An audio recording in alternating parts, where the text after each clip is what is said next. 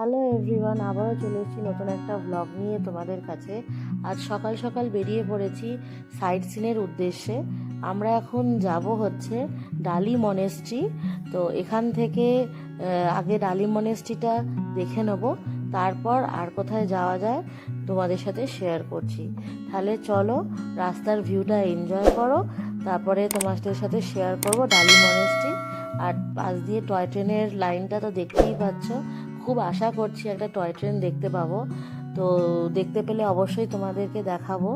চলো তোমাদেরকে আগে ডালি মনেস্ট্রিটা দেখাই, তারপরে কথা বলছি।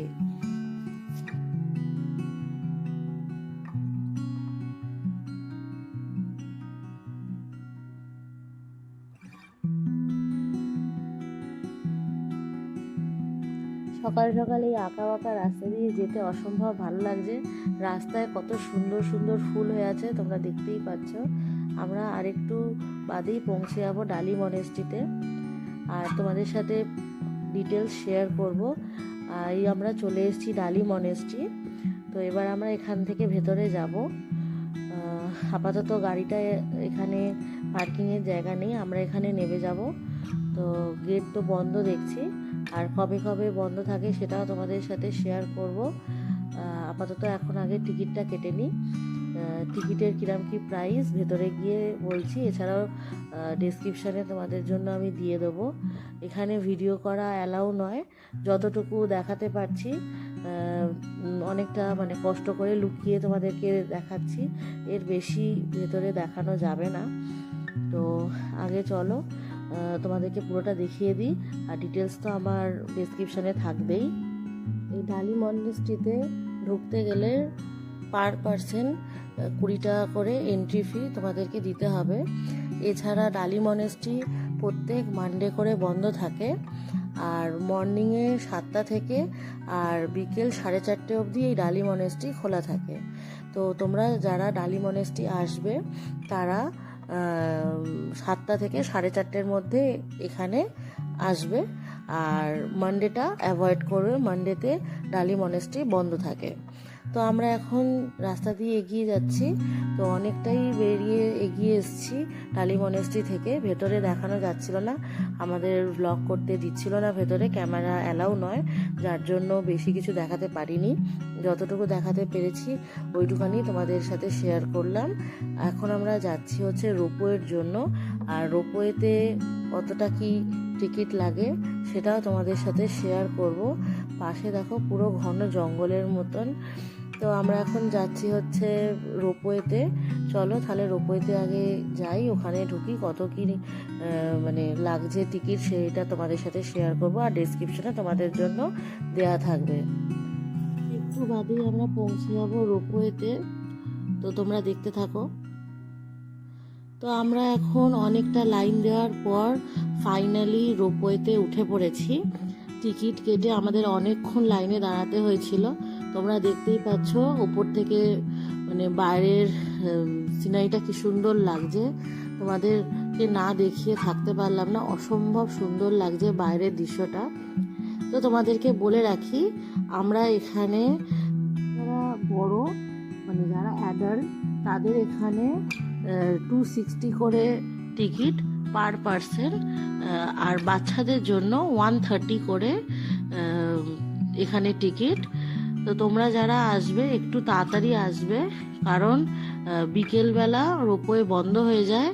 যতটা তাড়াতাড়ি আসতে পারবে তত তোমরা ভিড় এড়াতে পারবে, আর তাড়াতাড়ি রোপওয়েটাও চড়তে পারবে, কারণ অনেকক্ষণ লাইন দিতে হয়। তো 3টে অবধি এখানে রোপওয়ে খোলা থাকে, এরপরে আর এখানে রোপওয়ে খোলা থাকে না। এখানে অনেকটা তাড়াতাড়ি প্রায় 10টার আগেই তোমরা চলে আসবে, কারণ 10টার আগে থাকতে এখানে লাইন দিতে হয়। তো আমরাও একটু দেরি করে ফেলেছি, তোমরা কিন্তু দেরি করো না, অবশ্যই একটু তাড়াতাড়ি এসো। তো ওপরের সিনারিটা তোমাদেরকে দেখাই, আর আমিও একটু এনজয় করি, তাহলে তোমরা একটু দেখতে থাকো।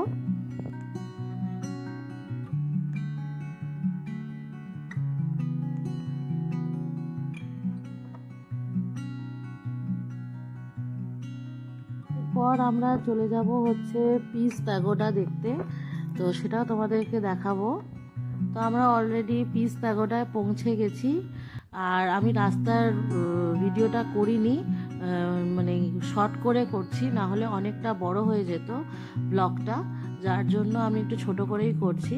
তো এখানে আমরা দুটো একসাথে দেখব, জাপানিজ টেম্পল আর পিস পাগোডা।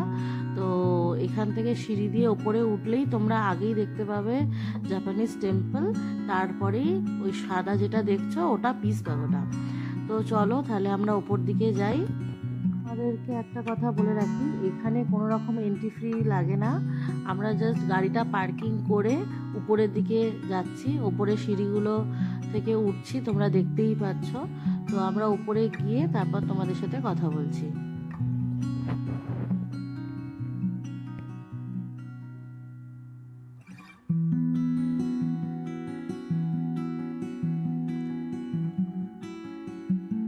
তো এটাই হচ্ছে জাপানিজ টেম্পল। তো আমরা ভেতরে ঢুকবো না, সামনে থেকেই দেখিয়ে দিচ্ছি তোমাদেরকে। ভেতরে আমরা ঢুকছি না, এই সামনে থেকে দাঁড়ালেই তোমরা দেখতে পাবে ভেতরটা। যারা যারা চাও তারা তারা ভেতরে ঢুকতে পারো। তো তো আমরা এখন পিস প্যাগোডার দিকে যাব। জাপানিজ টেম্পলের এটা দেখতে পাচ্ছ, খুব সুন্দর। আর গাছগুলো দেখো কি সুন্দর লাগছে, কত ফুল, তোমাদেরকে ফুলগুলো দেখাবো। এই দেখো কি সুন্দর লাগছে, চারিদিকে ফুলে ফুলে পুরো ভর্তি হয়ে গেছে, আমার অসম্ভব সুন্দর লাগছে। আর এখানে সত্যি বলতে গেলে একটা অদ্ভুত শান্তি, মানে নিস্তব্ধ মতন, অসম্ভব সুন্দর, মানে এসেই মনে হচ্ছে বেশ শান্তি লাগছে। দেখো একটা গাছে দু রকমের ফুল, একটা গাছেই দুটো ফুল একসাথে হয়ে আছে, মানে দুটো কালার। তো আমরা এবার উপরে উঠবো, উপরে উঠে তোমাদেরকে দেখাবো। তো চলো, এখানে অনেকগুলো সিঁড়ি, তো একটু উপরে উঠে যাই, তারপর তোমাদের সাথে শেয়ার করছি। তোমরা যখন এখানে আসবে একটু হাতে সময় নিয়ে আসবে, অসম্ভব সুন্দর এই জায়গাটা। আর ওপর থেকে তোমাদেরকে আমি ভিউটা দেখাবো, তোমাদেরকে বলে বোঝানো যাবে না, বা আমি হয়তো ভিডিও করে তোমাদেরকে বোঝাতে পারছি না। তোমরা আসলে এই জায়গাটা বুঝতে পারতে, অসম্ভব সুন্দর এই জায়গাটা। তোমাদেরকে কি বলবো, আশেপাশে উপর থেকে সিনারিটা অদ্ভুত সুন্দর লাগছে দেখতে।